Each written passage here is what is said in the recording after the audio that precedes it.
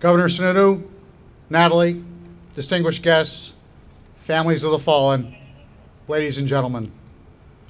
Good evening. My name is Berkeley Bennett, and as Commander of American Legion Post 35, I thank all of you for coming today to honor our fallen service members from New Hampshire who have given their lives in the global war on terrorism since September 11th, 2001. We will begin with an invocation by Pastor Tim Lewis of the New England Shores Baptist Church. Let's pray. Our gracious Heavenly Father, it's difficult to fathom that the terror attacks in our country happened 16 years ago today. And as our nation looks on, our hearts are still wounded over the lives that were lost and the relationships shattered. We looked on in horror as the forces of evil sought to destroy our freedoms. But we are thankful we saw American resolve and courage displayed by ordinary people who sacrificed themselves to prevent further destruction in the global war on terror. We stand here this day to shed tears and honor those who have shown the ultimate form of love by laying down their lives for their friends. We ask for your help in turning our sorrow into resolve, so that we can stand for liberty here and all around the world. Father, help us to remember what it means to be an American, a people endowed with abundant blessings. Strengthen the Gold Star families here today and all those represented on this great monument. Guide them and protect them with your loving hand. We ask these things in Jesus' name. Amen.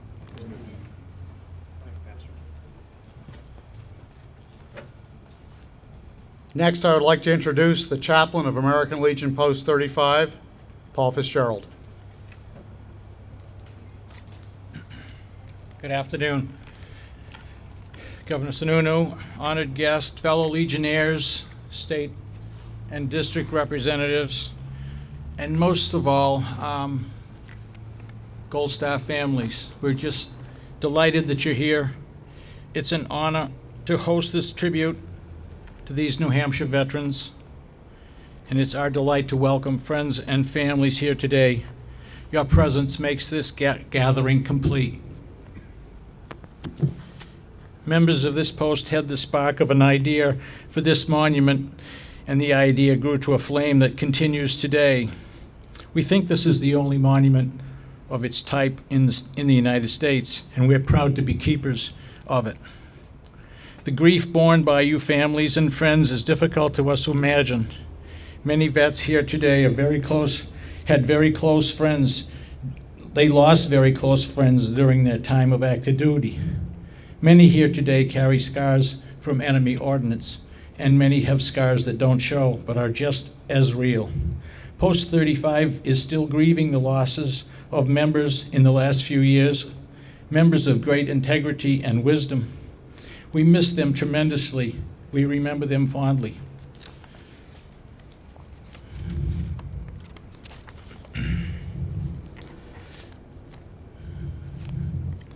The gift of the families, however, the grief of the families, however, is to be of another type.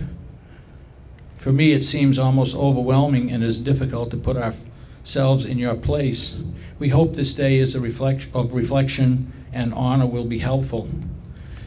Legion posts have monthly meetings, and after our meeting, we normally have a simple meal. 4 or 5 tables are set up. We sit randomly around. Many times we find new members or someone that we don't know quite as well to share the meal with and to talk with. After the meal, someone might ask one of the new members something like, what did you do on active duty? And where did you go? How cold was it in Korea? How did you deal with it? If you'd like to sit down, everybody. Sorry. How cold was it in Korea, and how did you deal with it? We ask other veteran, how did you deal with 3 years of duty at Walter Reed Hospital? How could you do that? What was it like?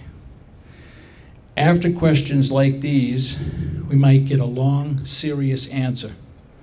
One person talking, others listening. Sometimes the answer is the first time that the speaker has ever spoken about the event. A bond is oftentimes made and friendships grow.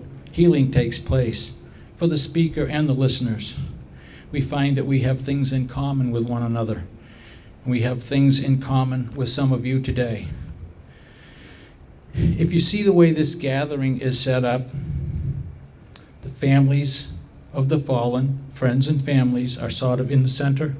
We have legionnaires, and we have other vets and their families, and we have community members, patriots all, sort of surrounding. We want to symbolically surround you. We symbolically like to put our arms around you. We many times don't know what to say, but we think of it sort of as like a football huddle. We think of your loss, and we want to huddle up with you. We don't always know what to say. We just know we want to support you. We hope this time of healing is a time of healing for you, and we thank you very much for joining us today. We are honored that you're here. God bless America.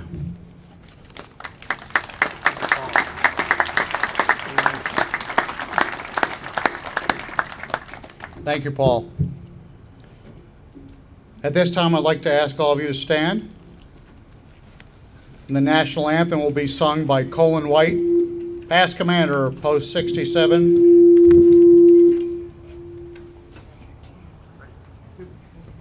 Newmarket, New Hampshire. Detail, attend, hut, present, arms.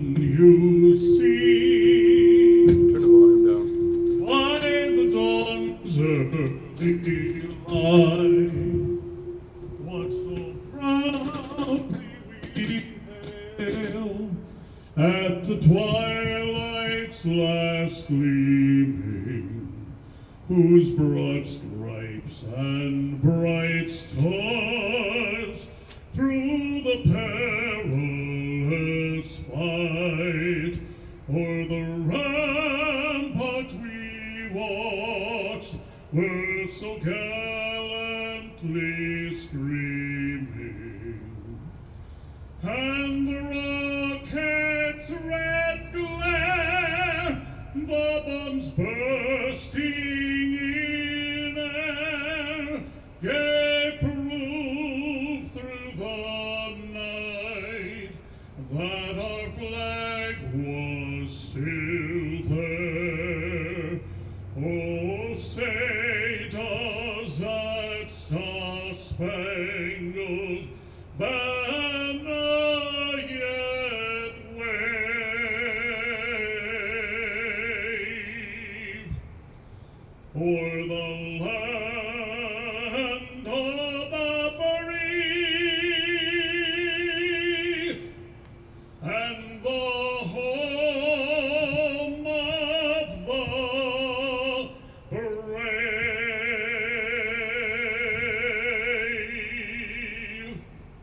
Ready, two.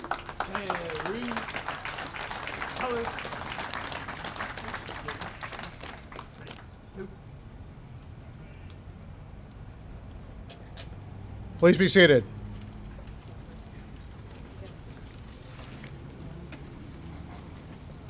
September 11th, 2017. We are now 16 years removed from that fateful day, which marks the deadliest attack on American soil in our country's history. Already, the memories of 9/11 are receding, and the tragedy that brought us together as a people like never before is fading into history. A baby born in September of 2001 is now entering high school. Young children who may have tried to shield from the carnage of that day are now young adults. They may have few memories of that day.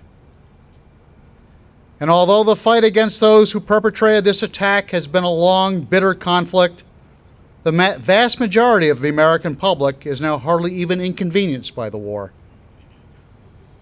In World War II, over 12 million men and women served in the military, which is about 12% of the adult population.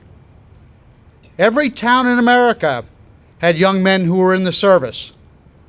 The American population itself endured blackouts, ration cards, victory gardens, and the ever-growing number of gold stars in the windows of neighborhood homes. The American public was fully involved in the war effort.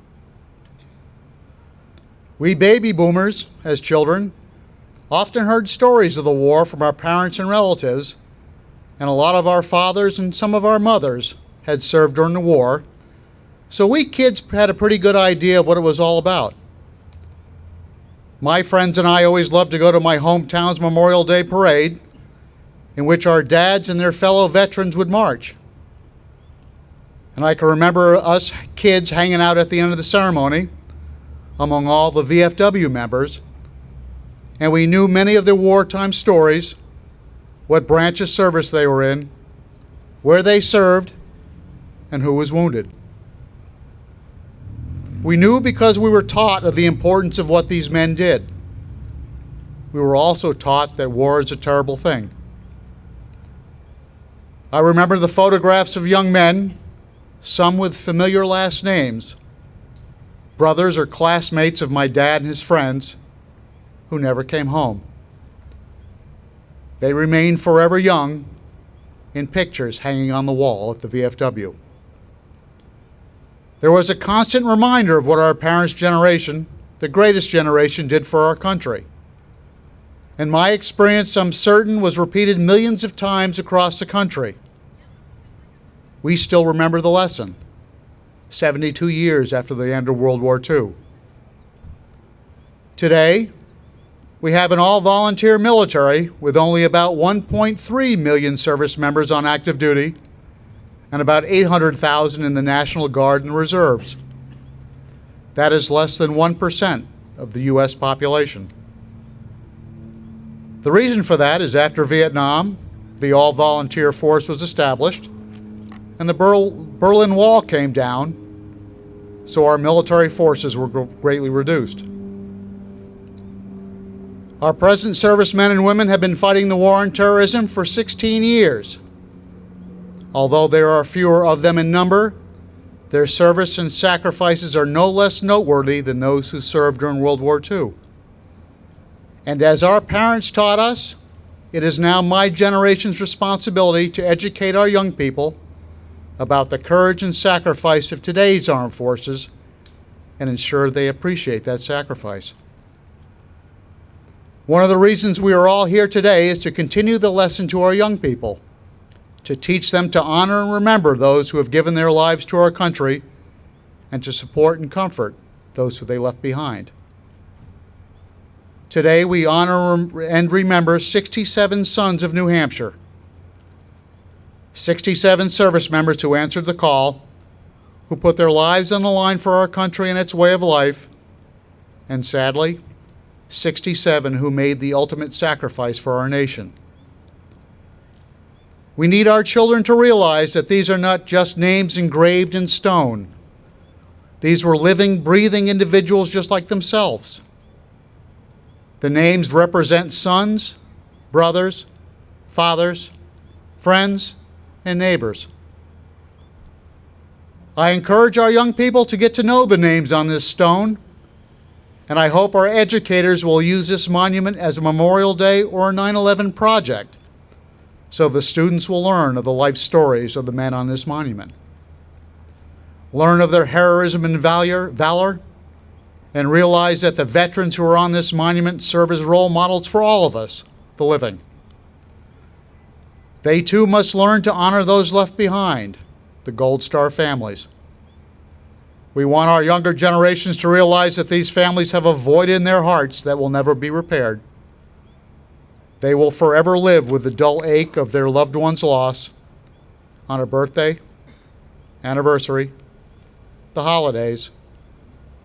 When they look at their loved one's picture or walk by the empty bedroom. These families gave all. Finally, we gather because we consider it our duty as a community to teach our young people to honor and remember these fallen heroes, and to make our younger generations realize that there is greatness in serving a cause greater than oneself. They need to know that our country and her ideals are worth fighting for, and that our nation will always require brave young men and women to serve, to stand watch, and defend our way of life. And to all of you, I give our post's solemn promise. No matter what the weather, no matter if there are 500 people here or 5, American Legion Post 35 of the Hamptons will continue the vigil on each and every September 11th to honor the memory and legacy of these brave service members. Remember that these brave heroes are still with us and will always be with us as long as they live on in our hearts. Unveil the monument. Please stand.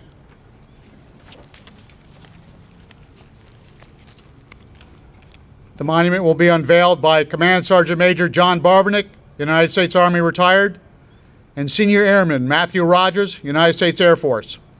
Detail, attend, hut.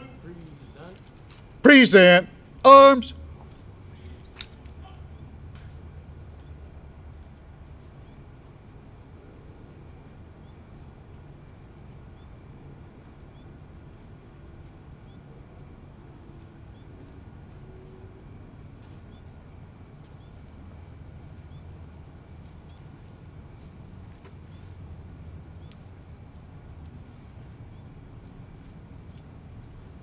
Ready, two.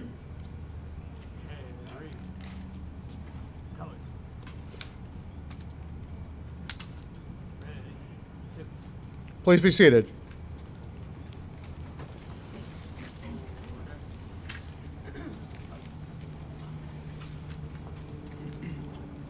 Our first guest speaker is a strong supporter and a friend of the veterans of this state.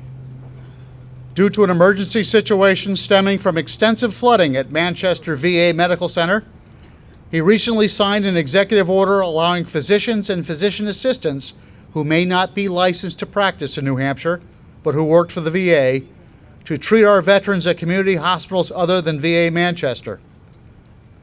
Ladies and gentlemen, Post 35 has been privileged to have the governor attend every Global War of Terrorism ceremony since its dedication in 2006, and today is no exception. It is my honor to introduce to you the governor of the state of New Hampshire, the Honorable Chris Sununu.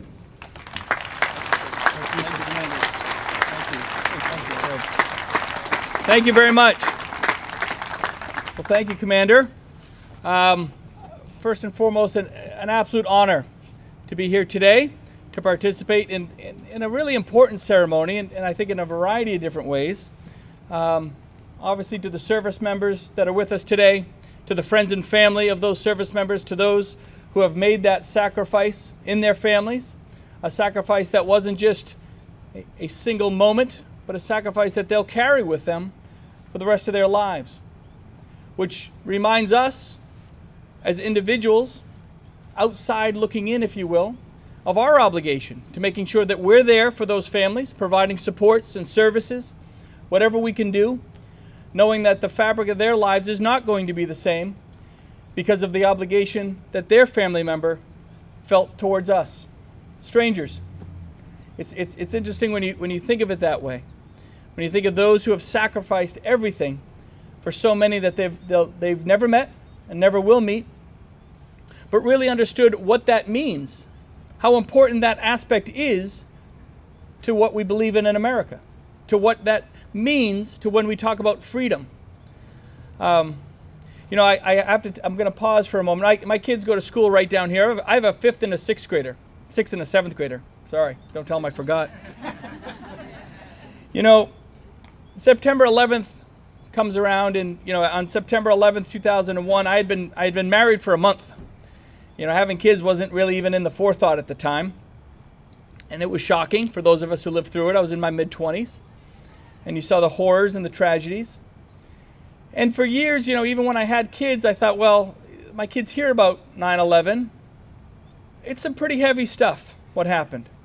When you talk about the sacrifice of that single day of the police officers and the firemen, the first responders, of those families, those innocent victims sitting in that building. We talk about that. We see those videos over and over again. They're hard to watch. I watched a 2-hour special last night. But my kids are getting to that age where it's time to start really talking about them. Make sure they understand what it means. And every family's different. But my son started asking me, and we started going through what it meant and why it was important. And it was a reminder of how pivotal it was. I mean, I think it's safe to say since the Civil War, there have been 2 single days that have drastically changed the face of our nation. Pearl Harbor and 9/11. And to understand what it meant, not just in that moment. It wasn't just about a day. It was about what it changed in terms of the fabric, what it meant to be free, what that sacrifice meant, what we were going to have to do to fight continuously, and we have fought continuously for that freedom, not just here in the United States, and it's not just in Iraq, it's not just in Afghanistan. It is truly a worldwide battle against good and evil, right? And that's an interesting concept for a young kid. They see good and evil in the movies, in a superhero movie or something like that.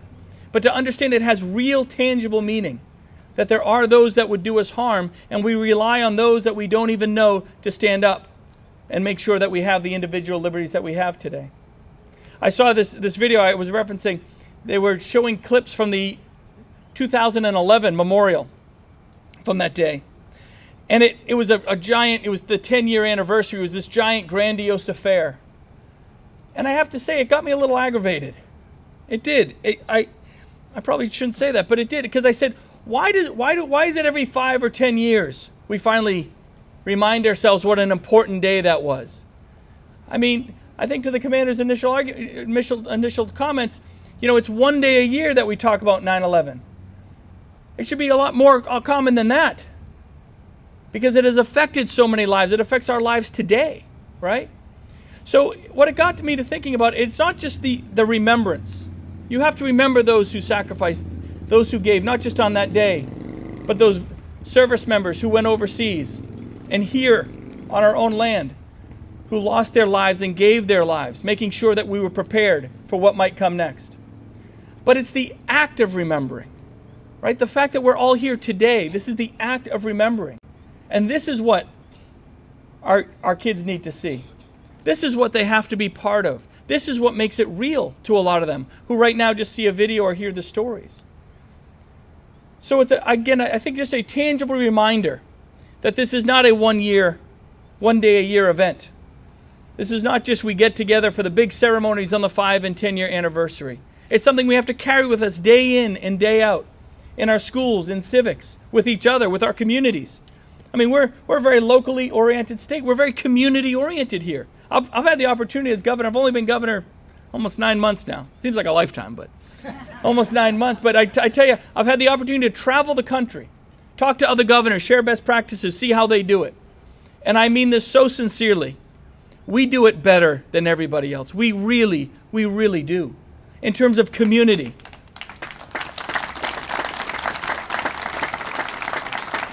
And because we cherish that, we grew up in it. We understand what it means to know your selectman and your planning board member and your police, your local police and your local fire.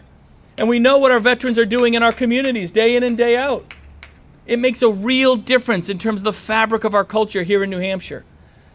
So let's make sure we take that, which we hold so true to our hearts, which we cherish so much, and we make sure we're incorporating what today is all about into that culture. It is not a 1 day a year event. It's something that we have to live as part of ourselves, as part of our communities, as part of our families. And when we do that, it makes it a lot easier. You don't have to remind yourselves. It just becomes instilled by God, what makes America such an incredible, incredible place to live. Thank you so much. An absolute honor to be with you today. God bless you all.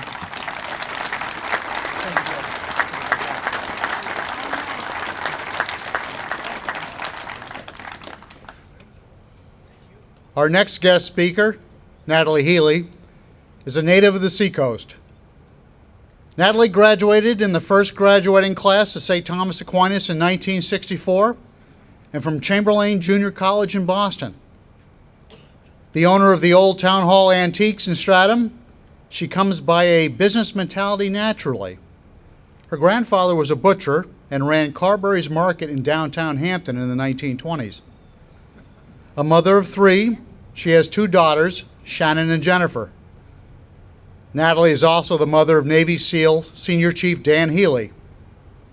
As you may know, Dan was killed with 7 other SEALs and 8 Army Night Stalker commandos during a mission to rescue a 4-man SEAL reconnaissance team in Kunar Province on June 28, 2005. The operation was the basis for the movie Lone Survivor. Senior Chief Healy is memorialized on our monument. Ladies and gentlemen, it is my honor to introduce Gold Star Mother, Natalie Healy.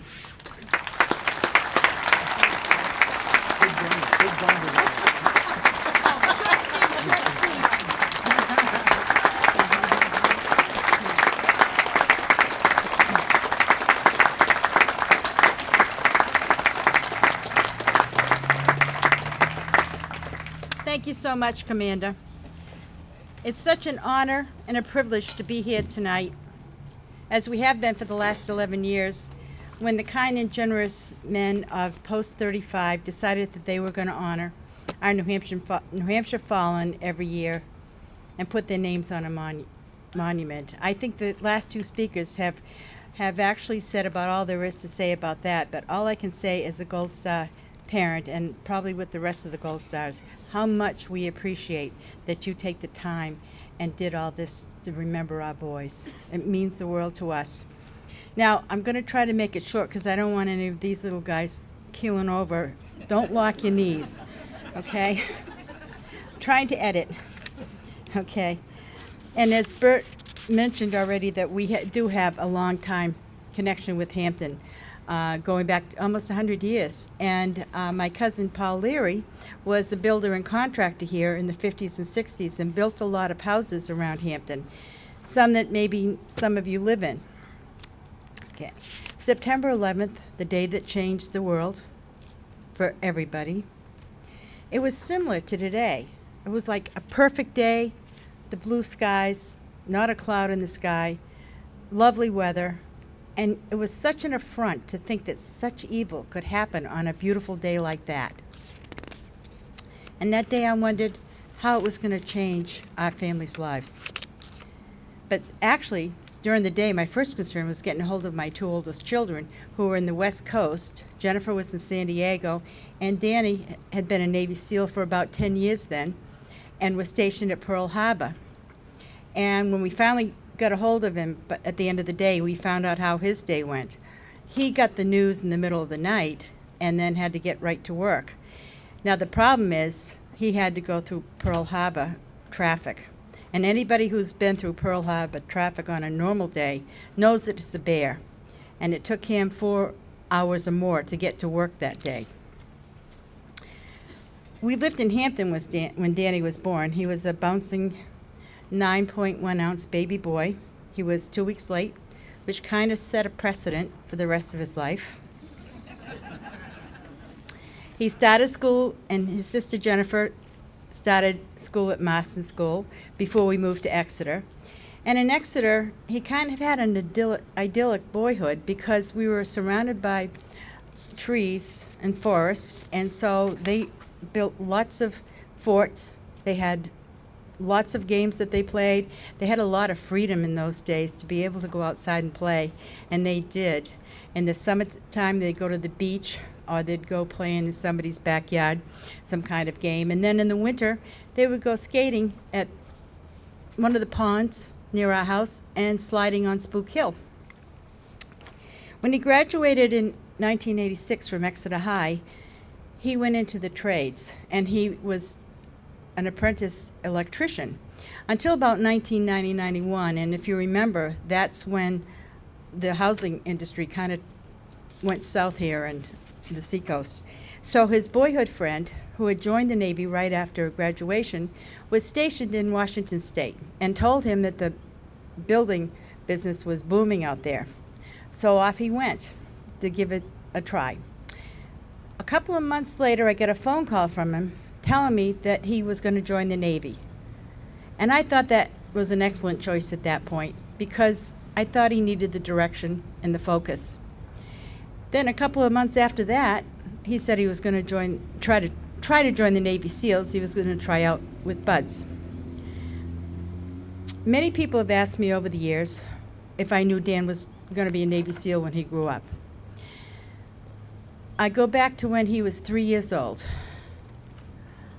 He disobeyed me and he jumped off our couch. Now, not where the pillows are and you sit, but from the top of the couch. And he broke his leg, little 3-year-old tyke.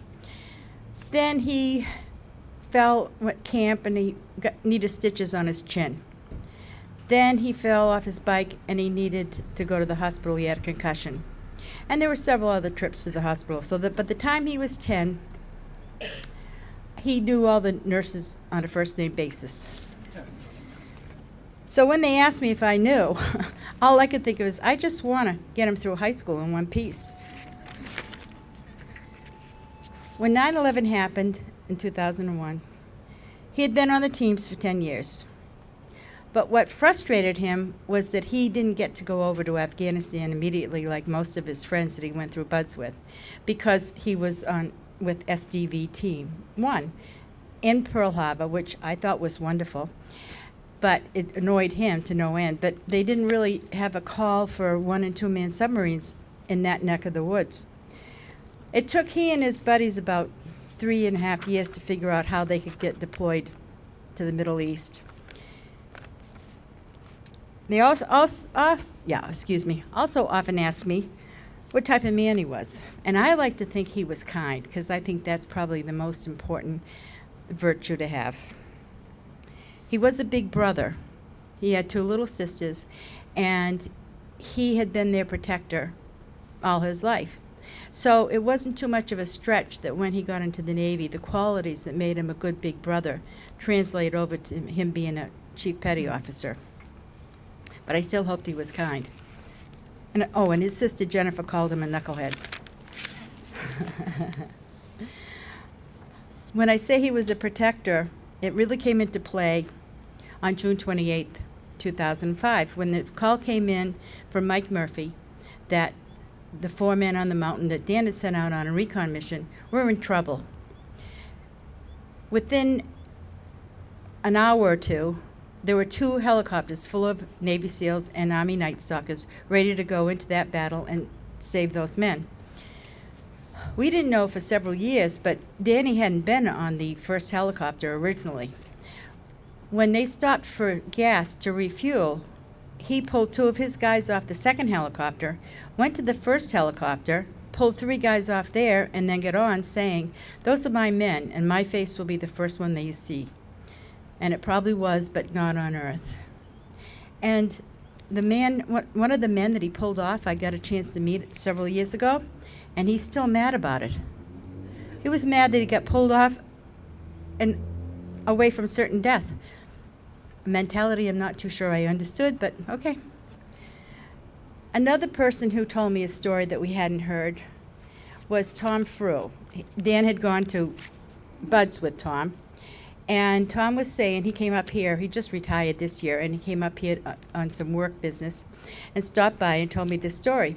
When they were in buds, there was one section where they have to do an underwater swim in this big pool. If they don't complete it, then you're basically out of buds. So he was saying how Dan swam the pool and he was almost at the end and he passed out. So that meant that he was not going to be able to go forward. But, and by the way, he was saying that the guys in buds were standing around the pool, and it scared them to see all of the instructors jumping in because they were afraid Dan was going to drown, which is probably the reason I never heard this story before. So Tom said that the instructors told Dan that if he wanted to do the swim again, after everybody else had gone through, he could. So he agreed and waited for everybody else to do the swim. And when it was his time, all of his buds classmates surrounded the pool and cheered him on. And he got to the end of the pool and he tapped the side of it and then he passed out. That was Dan. that was heart, because he was all heart. He might not have been the biggest, the strongest, the fastest, the smartest, but he had heart. And he was a stubborn Irishman, too.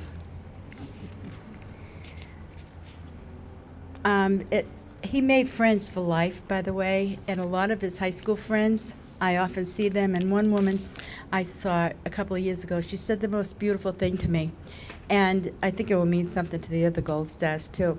It was a beautiful phrase, when she was saying how that the friends from high school still miss him and still think about him, and she said, you know, we all still have heartstrings to Dan, and that's such a beautiful way of putting it.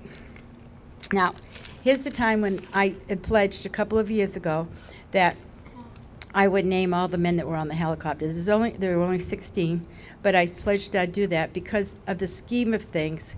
It was the way the story went that they kind of get overlooked often. Nobody means to, but it's just the way the story went. As a matter of fact, we got to go to the preview of the movie, and Marcus Luttrell, the lone survivor, was there. And I had asked him why in the movie it shows him, with Mark Wahlberg playing him watching the helicopter being shot down. And he had the most beautiful answer. He said, well, we wanted everybody to know how important those guys were. So we thought if we showed it through my eyes that the viewers would realize the importance of those men. And that's a gift to a mother, I can tell you that right now.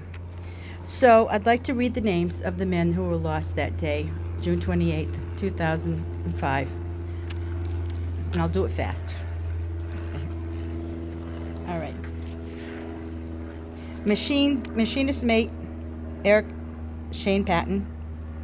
Senior Chief Information Systems Technician, Dan Healy. Quartermaster Second Class, James Suh.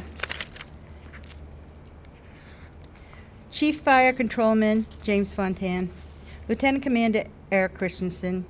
Electronics Technician First Class, Jeffrey Lucas. Lieutenant Michael McGreevy, Portville, New York. Hospital Corpsman First Class, Jeffrey Taylor. The 4 men on the mountain, the 3 that died, were Michael Murphy, Danny Dietz, Matt Axelson, with Marcus Luttrell surviving. From the Army Night Stalkers, there was Staff Sergeant Seamus O'Gore, Danville, Ohio. Chief Warrant Officer Corey Goodnature. Sergeant Kip Jacoby. Sergeant First Class Marcus Morales. Major Stephen Reich. Sergeant First Class Michael Russell. Chief Warrant Officer Chris Cherkenbach. And Master Sergeant James Ponder. They say that the ultimate measure of a man is not what he does in moments of comfort and convenience, but rather what he does in crisis and when there is controversy and challenge. I would say that these men measured up. On June 29, 2005, another perfect day, was when we got the news that we had lost Dan. We had hints of it all day long, but nothing had been confirmed. So that by 9:30, I'd said to Brad, you know, if we don't get a phone call tonight, we're home free. And the phone rang at 11:30. It was my daughter, Jennifer. She was in San Diego with Dan's 2 oldest kids, Chelsea and Jake. His 2 youngest were in Hawaii, Jasmine and Sasha. And they called her to the house to tell her the news. When she got there, she saw the official cars. And she got out of the car and ran away because she figured if they don't tell her, it won't be true. Unfortunately, it was true. It changed our lives forever that day, September 11, 2001. It took us down a path where we lost one of our treasures, my son, Senior Chief Petty Officer Dan Healy, United States Navy SEAL. We have taken this tragedy in our family, and we've done our best to make some good come out of it. And one of the things we've done is start the Dan Healy Foundation, where we help veterans and single-parent households on the Seacoast and give scholarships to students interested in joining the military or going to trade school. The thing about our country, aside from its beauty, its wealth, its diversity, is that it remembers and honors those who have paid the ultimate price so that we can enjoy all of its freedoms. In remembering those who sacrificed their lives for us, please, to keep our country strong, let's remember to live lives worthy of their sacrifices. Thank you. God bless you, and God bless America. Okay, I'm any help now.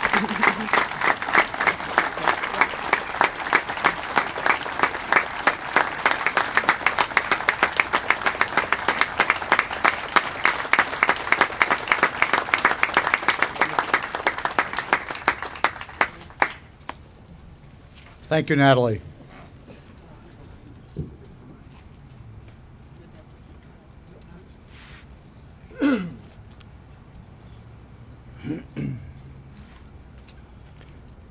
Staff Sergeant David J. Witcher, United States Army, Special Forces, Bradford, New Hampshire.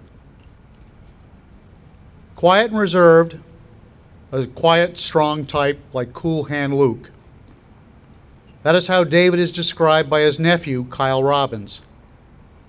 Born on the 4th of July, his mom said that ever since he was little, his dream was always to serve in the military. When he was a kid, he went to the dump and found an old Army cot and set it up to sleep on. He wanted that Army feel. His nephew, 7 years younger, also described David as a leader. Kyle said as a kid he was like a puppy following his Uncle David, but David used booby traps so that he wouldn't follow him around. Kyle said he would walk out of his grandmother's house with a new injury every time. David enlisted in the Army after high school in 2004 and served a combat tour in Afghanistan. He left active duty in 2006 and joined the New Hampshire National Guard as an engineer with specialties in carpentry and masonry. He was deployed again to Afghanistan with the Guard. In 2013, David transferred back to active duty and was stationed at Fort Richardson, Alaska.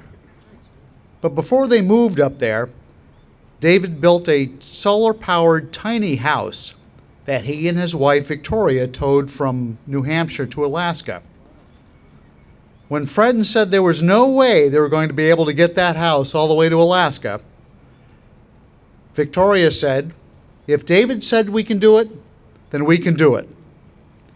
And Victoria actually had a blog about their travels to Alaska, and I must say it was quite an adventure. Wanting to become a Green Beret, David volunteered for Special Forces training and graduated from the Special Forces qualification course in 2016. David was a student in the Combat Diver qualification course, assigned to Company C, 2nd Battalion, 1st Special Warfare Training Group at Fort Bragg, North Carolina. His awards include Army Commendation Medal, 3rd Award, Army Achievement Medal, 4th Award, Meritorious Unit Commendation, among others. David is survived by his wife Victoria, son David Jr., his mother Kathleen, 3 brothers, Matthew, Danny, and Michael, 3 sisters, April, Rebecca, and Ruth, along with many nieces and nephews. At this time, the names on the monument will be read by Major Fred Rice, United States Army Special Forces, Vietnam, and the bell will be tolled by Petty Officer Joe Cutt, United States Navy, Vietnam. Shortly after, a wreath will be placed by Master Sergeant Mario Real, United States Marine Corps. Detail, attend, hut.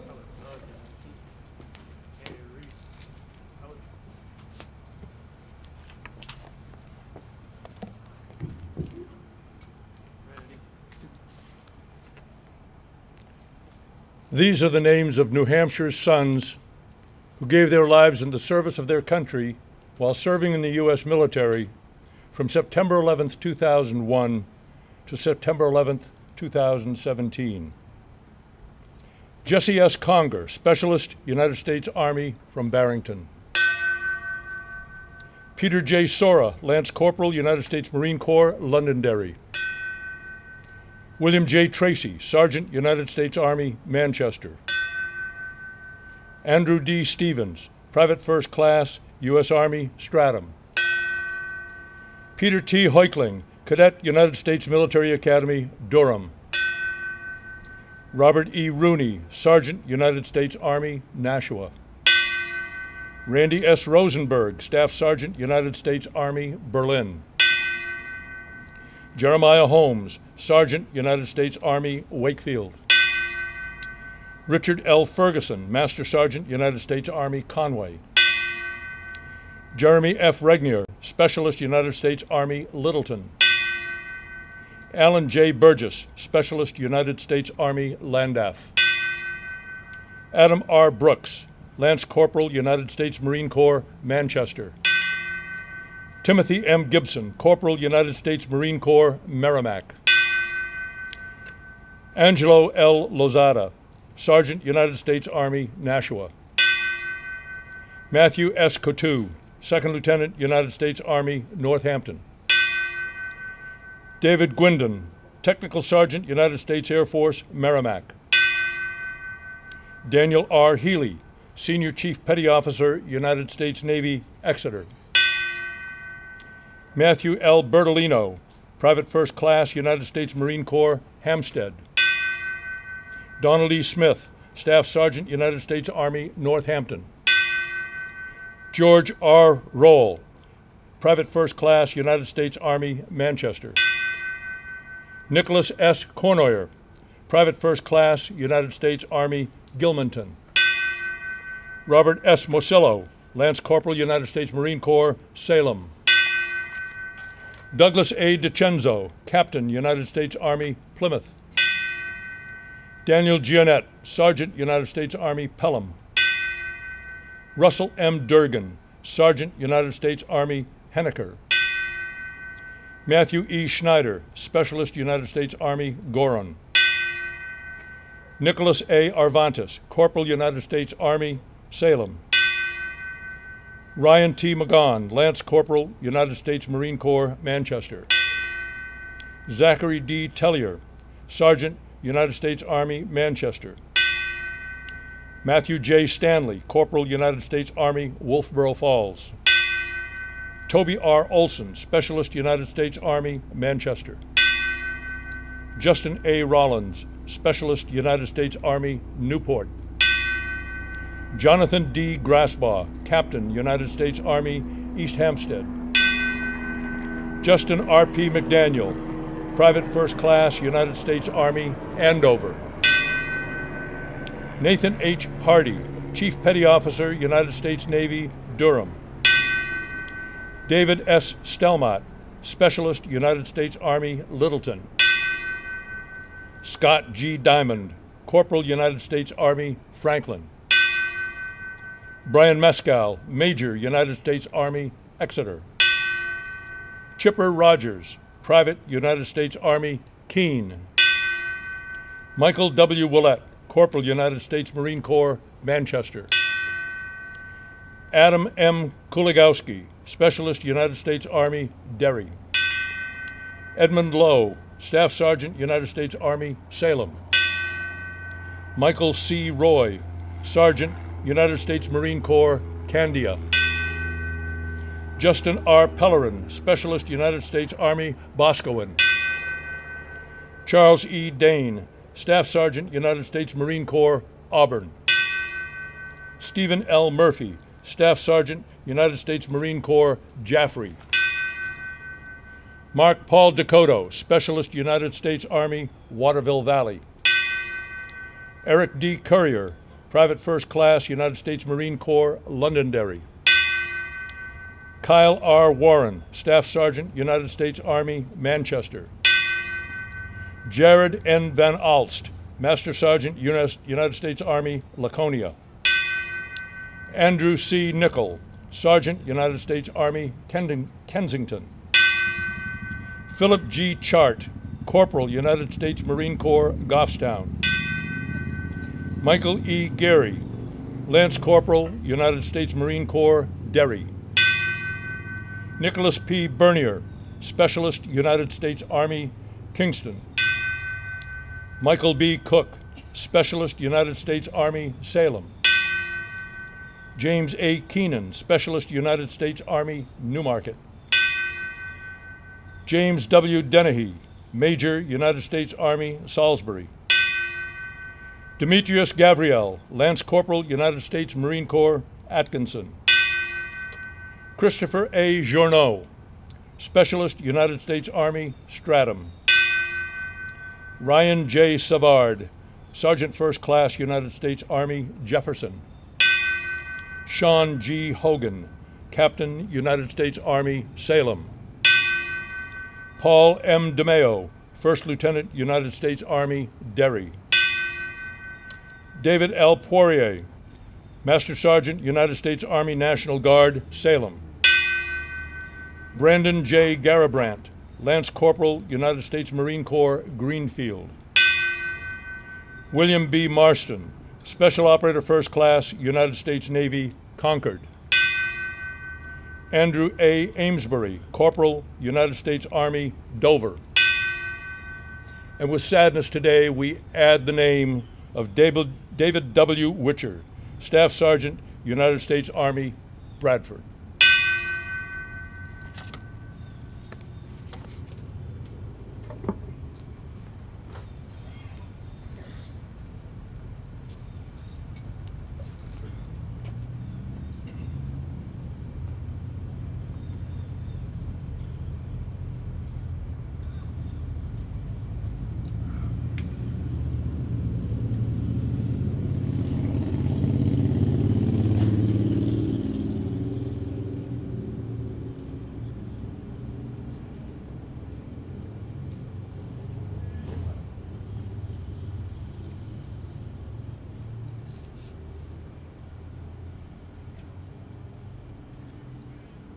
Detail, present, arms. Firing detail, salute the fallen.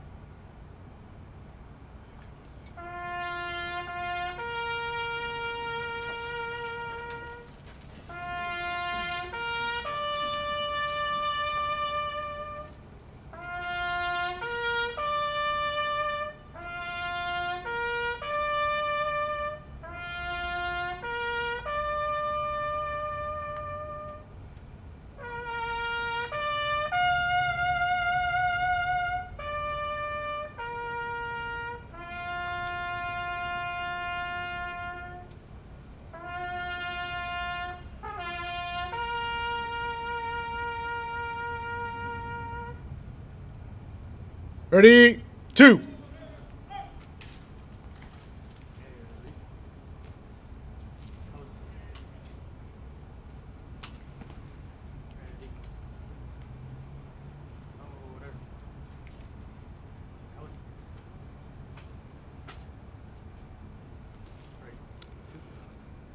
Ladies and gentlemen, this concludes our ceremony. I want to thank all of you for coming and honoring these heroes on this sacred day. And we would like to personally thank Governor Sununu and his staff, Natalie Healy, Master Sergeant Rial, Pastor Lewis, Colin White, Mark Weatherby, John Barvinick, Matt Rogers, Fred Rice, Joe Cutt, the Winnicott Marine Corps Junior ROTC, the Hampton Fire Department, the Hampton Police Department, and Boy Scout Troop 177. I'd like to thank the Seacoast Marine Corps League firing team, and I would like to thank our state representatives, local selectmen, and other town officials. I would like to thank the Hampton Police and Fire Departments for the tremendous assistance. Thank you to Post 35 Past Commander Fatello for designing the programs and the banner inside. As commander of the post, I would like to say a very special thank you to all of our veteran volunteers of Post 35 under the leadership of John Barvinick, who spent countless hours of preparation to make this ceremony happen this evening. I'd also like to put out a reminder about the 2017 Run for the Fallen, which will take place at Odiorn State Park in Rye on Sunday, September 17th. It's a tribute run walk to honor those from New Hampshire who have given their lives for our freedom since 9/11. Runner registration begins at 7 a.m. with the opening ceremony at 8:30. It is not a race, and it's free. Many of the families of the fallen will be there along the course with posters of pictures of their loved ones. It's a wonderful opportunity to thank the family for their loved one's sacrifice. Not only will Post 35 be there to lend a hand, but starting next year, the ladies of Run for the Fallen New Hampshire will pass the torch to Post 35, and the Post will actually take over the administration of the run. If you get a chance, I encourage you to look at the website, runforthefallennh.org. Not only can you register for the run, but they have a wonderful wall of valor with the stories of each and every one of the service members that are honored. Once again, thank you. God bless you all. God bless our armed forces, and God bless the United States of America.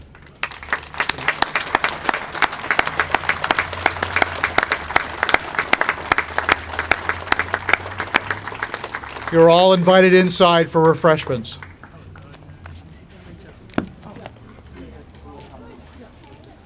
Good job, boss. Excellent. What did I say?